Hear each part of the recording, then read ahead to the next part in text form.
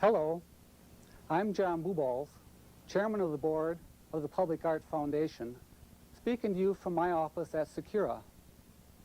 A few weeks ago, the Public Art Foundation convened a meeting of community leaders to discuss public art and its impact upon our community. At that meeting, the president of Lawrence University, Rick Warch, shared some of his thoughts with us about public art and how it influences life in the community. We thought Rick's comments were of such interest that you would be interested in hearing them also. So we'd like now to go to the offices of the president of Lawrence University, Rick Warch, who will give you his comments on public art and the community. In the past several years, I've had several opportunities to speak about the Hadzi sculpture. First, when it was a dream in the minds of several of us, and second, when that dream was realized and the sculpture was dedicated. I believed then, and I believe now, that the Hadzi sculpture says the right things for and about our community. Appleton is a city on the move, and we have learned that in order to protect the vitality and excellence of our community, we need to promote that vitality and excellence and be willing to extend our horizons and our aspirations. Alfred North Whitehead has said that art flourishes where there is a sense of adventure, a sense of nothing having been done before, complete freedom to experiment. But when caution comes in, you get repetition, and repetition is the death of art. Appleton today has that sense of adventure, that sense of freedom, and so here, I believe, art should flourish. The Hadzi sculpture has left a great legacy for our community. It has expressed our sense of energy and enthusiasm for Appleton, but it has left us another legacy as well. Since the Public Art Foundation commissioned this work, we have seen other public art emerge in our community. Robert Walter's Metamorphosis is perhaps the most significant, the sculpture in Houdini Plaza. But we've seen other works as well. 3 Lawrence students have contributed sculptures to City Park, to the College Avenue entrance to Houdini Plaza, and most recently to Peabody Park. And so here, I believe, in Appleton, art indeed is flourishing. And so I think that Appleton should take a clue from the city of Columbus, Indiana. Columbus is a city of about 30,000 people in which contemporary architecture has flourished. More than 50 public and private buildings have been designed by major contemporary architects in that small community. Eero Saarinen, I.M. Pei, Robert Venturi, and most recently Susanna Torrey, to name but 3 examples. I urge the Public Art Foundation to make Appleton a place for contemporary sculpture to flourish, and so would encourage the foundation to begin thinking about the next commission. We might select a work by Dale Eldred, who visited Lawrence and Appleton several years ago, or by Nancy Graves, who has been hailed as one of the boldest and best young American sculptors. But whatever the site we choose, whoever the artist we select, I believe that we should move ahead and take inspiration from the work of Dimitri Hadzi and make Appleton a mecca for contemporary sculpture. To do so will make this a very special and exciting community, and I believe will add to our distinctiveness and to the quality of life in which we take pride. However we choose to proceed, I urge the Public Art Foundation and the community to think about the next sculpture and the one following that. And as we are successful in this venture, I believe we will add a great deal to the quality and the distinctiveness of Appleton. Sports Illustrated has already discovered us. I very much hope we will give Art News a reason to discover Appleton as well. Thank you, Rick, for those very thoughtful, indeed those very challenging remarks. The Public Art Foundation accepts your challenge, and we know that we'll be joined by many leaders in the community who are interested in seeing the flourishing of public art. And now, enjoy this presentation about Dimitri Hadzi and his creation, the Fox River Oracle.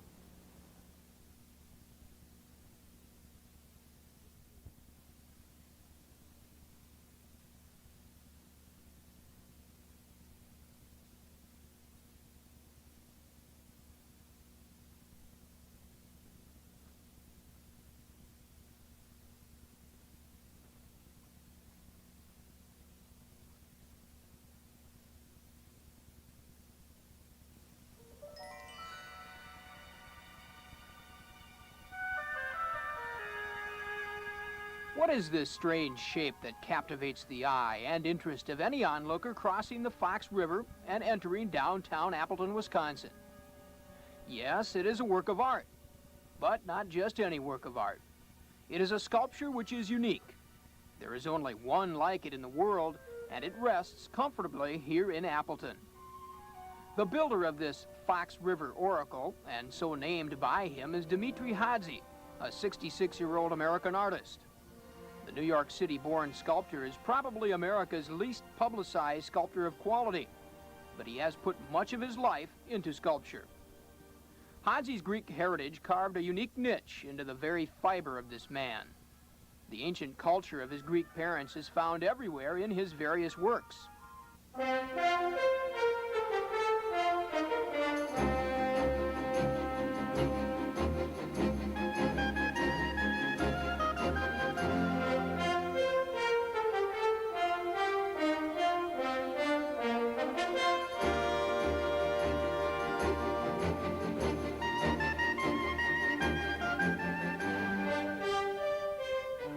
Hadzi calls himself a frustrated architect. Thus, the architectural qualities of his designs and shapes, qualities taken from his personal search into the architecture of Greece, the pyramids, and the great Baroque structures of Rome. But, architect or not, Hadzi has been blessed with an ability to see through a vision and accomplish an end result. It's always been this way for him. Even as a young boy, Dimitri found an analytical inclination and love of structure, which may be attributed to his early training as a chemist and his passion for classical music.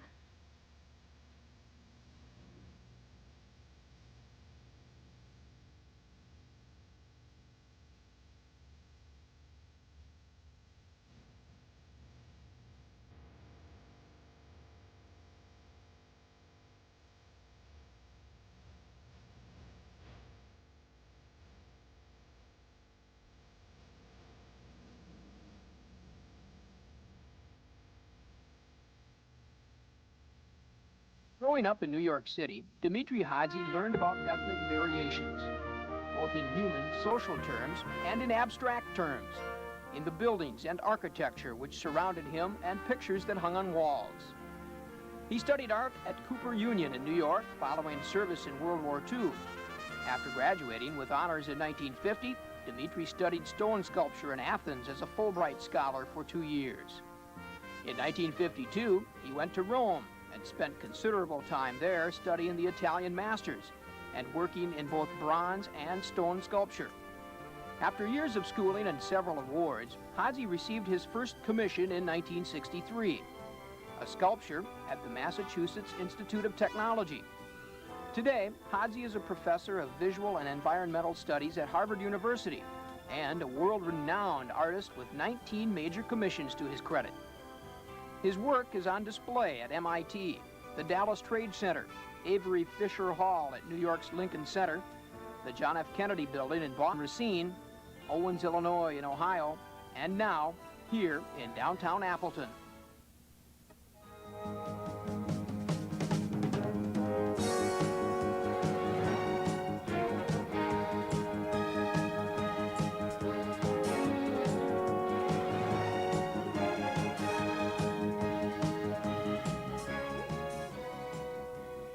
birth of a sculpture.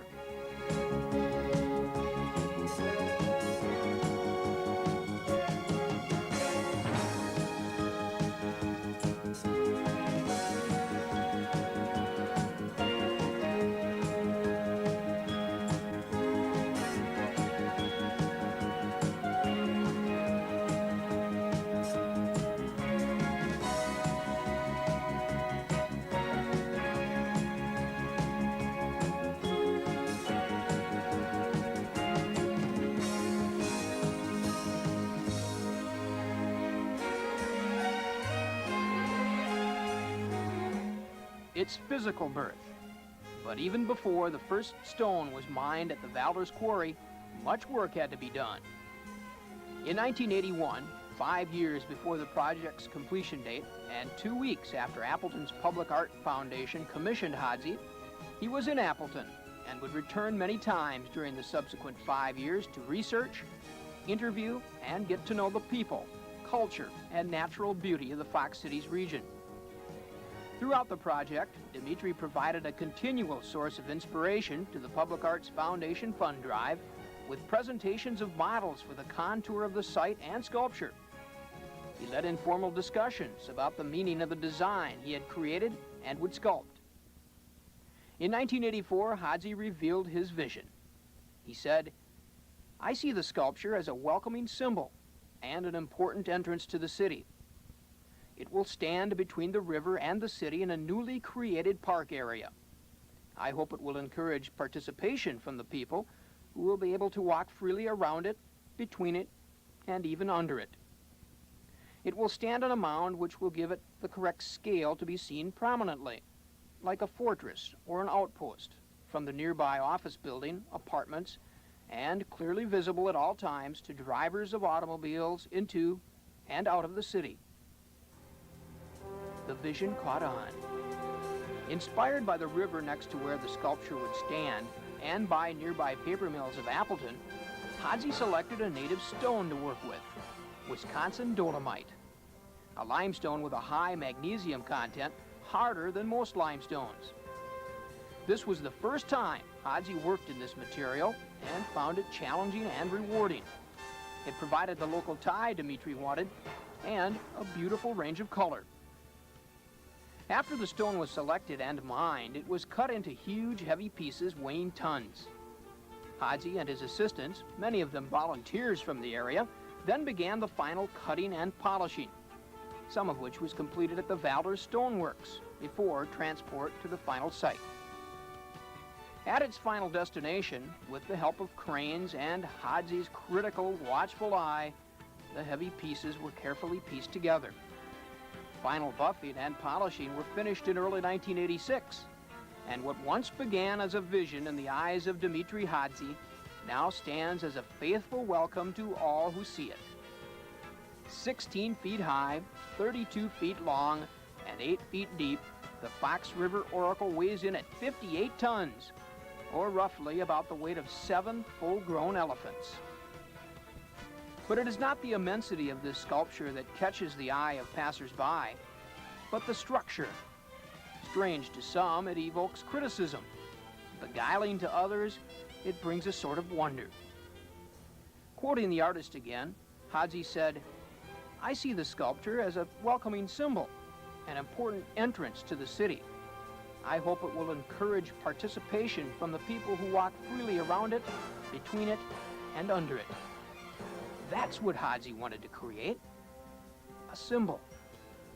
Not one which is already recognized, that would not be true original art, but a new and different symbol capturing what one man, this world-class sculptor, learned and felt about Appleton, Wisconsin.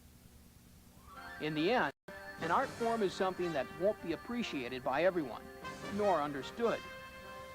But maybe everyone should learn to appreciate the time and effort spent by the sculptor and countless others who had a dream, a vision, to give Appleton a new symbol.